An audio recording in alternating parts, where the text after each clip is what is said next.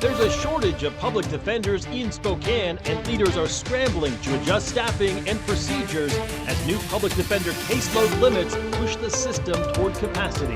A woman found guilty of killing her father learned her fate today. How long she'll spend behind bars tonight.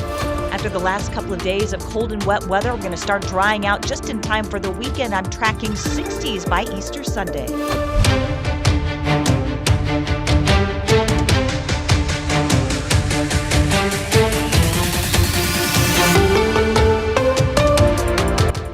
Good evening and thank you for joining us for KREM 2 News at 5 tonight. I'm Mark Hanrahan. Today, Spokane City staff are working to keep up with new state limits that reduce how many cases public defenders can take on. The state's new caseload requirements could affect how cases are handled in municipal court.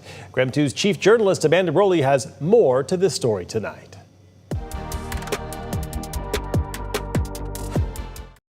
Right now, Spokane City Municipal Court is handling record dockets with fewer available public defenders. If the city can't keep up, that could mean delays and even dismissed cases. Inside Spokane City Municipal Court, the movement never really stops. People coming and going, cases moving one after another, hundreds of cases and not enough public defenders to go around. It's certainly concerning. We have seen an increase in our caseloads, in our case filings. Jackie Van Wormer is the court administrator, and she sees firsthand how the rising caseload is impacting the system. New state limits lowered how many cases public defenders can take on, just as Spokane's City Court is seeing some of its busiest dockets yet. Van Wormer says the court's 3 elected judges will see up to 250 people on a docket each day. Just speaking with a judge from Ohio, from a pretty populated municipal court area, and she was sharing with me that her average docket is 30 in a morning. And so that's quite a comparison. And they're a pretty similarly sized jurisdiction. She says more than 90% of people in the city's court can't afford an attorney and need a public defender. But with too few public defenders available, some cases could be delayed or even dismissed. And that's concerning from a public safety perspective. You know, some of these, there's victims that exist with some of these crimes. I'm here with our Chief Public Defender, Nick Antush, with a concerning update for council regarding our public defender capacity. This week, city staff shared steps it's taking to keep up with the shortage, including adding law student interns, proposing funding for an additional public defender, and reviewing cases before they're filed to reduce the workload. And then you see what numbers we're dealing with. We're looking at, theoretically tripling the number of attorneys that we have in the office by the end of 10 years. City staff say they'll keep working on ways to ensure cases keep moving, even under the new public defender limits. Amanda Rowley, KREM 2 News. Washington Governor Bob Ferguson says all Washington state agencies will fly flags at half-staff to honor a U.S. Air Force member killed when an aircraft refueling jet crashed in Iraq. The Department of Defense said 31-year-old Captain Ariana Savino of Covington, Washington, was among the service members who died back on March 12th when a KC-135 aircraft went down in western Iraq during a combat mission supporting operations against Iran. Flags will be lowered Friday, April 10th. Other government entities, individuals, and businesses are encouraged to lower their flags as well.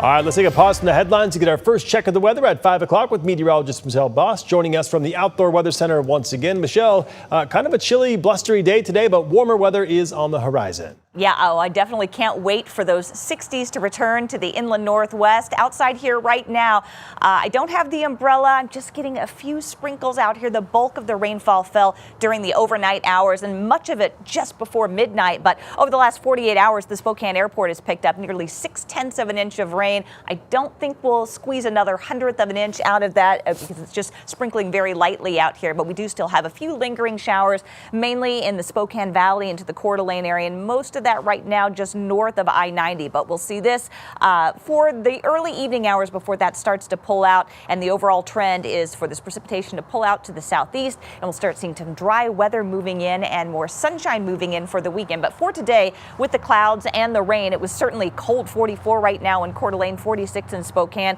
lower 40s in Sandpoint, and only in the upper 30s in St. Mary's and Moscow, where it's been a little bit drier. Temperatures have been in the 50s this afternoon. But the short-term forecast, other than a few lingering morning sprinkles we should be clearing out tonight. We'll be starting off right around freezing tomorrow and still a little bit on the cool side tomorrow, but at least we'll get the sun back. But Saturday and Sunday look fantastic with highs near 60 on Saturday, in the mid-60s for Easter Sunday.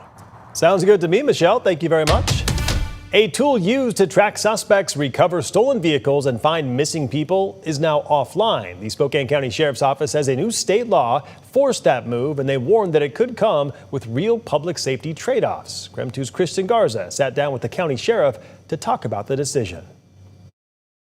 The close to 70 automatic license plate reader cameras like this one have been shut down all across the county. So for the time being, they will no longer be collecting data for the Spokane County Sheriff's Office. Just days after Governor Bob Ferguson signed Senate Bill 6002 into law, the Spokane County Sheriff's Office decided to temporarily shut down its ALPR camera system. The law limits how plate data can be collected, stored, and shared in an effort to protect people's privacy. It prohibits the use of the data collected for immigration investigations or enforcement. It also prohibits monitoring activity protected by the Washington and United States Constitution. Spokane County Sheriff John Knowles says the decision comes after concerns for the potential legal liability if the system remained in place under the new rules. People are very afraid of how we use this and what we would use it for.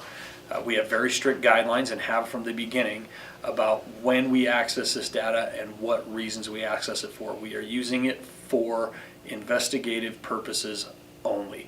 We don't use it for other purposes, and we make sure we comply with the Keep Washington Working Act, which I think a lot of what the legislature did here was driven by the idea that we are using this system to circumvent the Keep Washington Working Act, which we certainly did not. SCSO says they have been using the ALPR system since 2023. In that time, the Sheriff's Office says the system has just under 800 success stories when it comes to closing cases throughout the county. Sheriff Knowles says there's no estimated timeline for when these cameras will come back online. He says when they do, though, they still will not be used to their full capacity. In Spokane, Kristen Garza, KREM 2 News. Coming up after the break, a woman found guilty of killing her father was sentenced today.